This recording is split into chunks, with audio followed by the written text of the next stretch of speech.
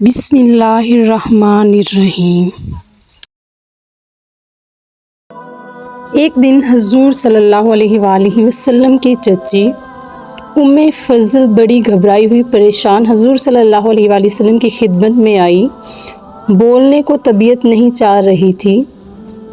جان پر جبر کر کے انہوں نے کہا، میں نے ایک خواب دیکھا، بڑا بھیانک خواب۔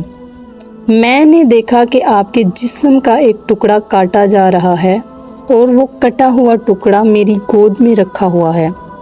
حضور صلی اللہ علیہ وآلہ وسلم مسکرائے اور فرمایا، ام فضل مت گھبراؤ، یہ خواب کوئی خطرناک نہیں ہے۔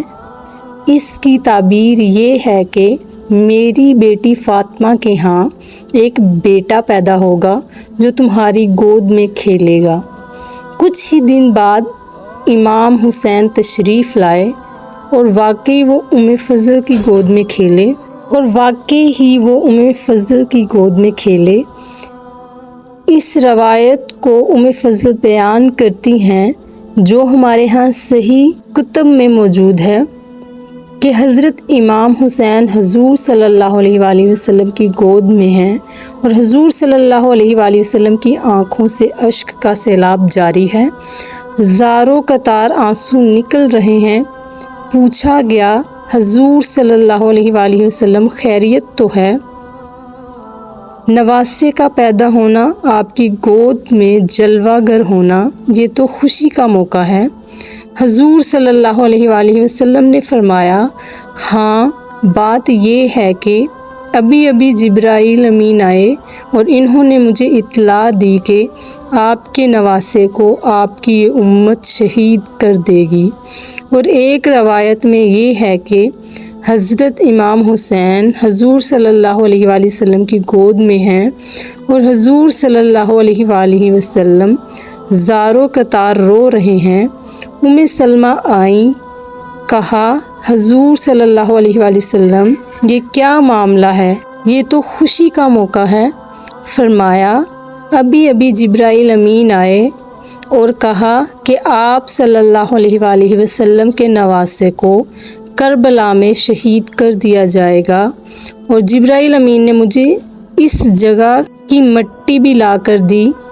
حضرت ام سلمہ نے اس مٹی کو محفوظ رکھا اور شہادت کے بعد کے واقعات میں ہے کہ جس دن حضرت امام حسین شہید ہوئے یہ مٹی اس دن سرخ ہو گئی تھی۔ حضرت امام حسین کے شہید ہونے کے واقعات اتنے مشہور تھے کہ سارے صحابہ کرام کو معلوم تھا کہ امام حسین شہید ہونے والے ہیں۔ حضرت علی کو بھی معلوم تھا کہ امام حسین شہید ہونے والے ہیں۔ ان کی والدہ ماجدہ کو بھی معلوم تھا۔ سن 60 ہجری دمشق میں حضرت امیر معاویہ کا وصال ہوا۔ آپ کے وصال کے بعد یزید تخت حکومت پر بیٹھا۔ اس نے بیٹھنے کے بعد اپنے لوگوں کو ادھر ادھر بھیجا اور مدینہ منورہ میں یہ خبر بھیجی کہ اہل مدینہ سے یزید کے حق میں بیعت لی جائے۔ حضرت امام حسین کو معلوم تھا کہ یہ واقعہ ہونے والا ہے۔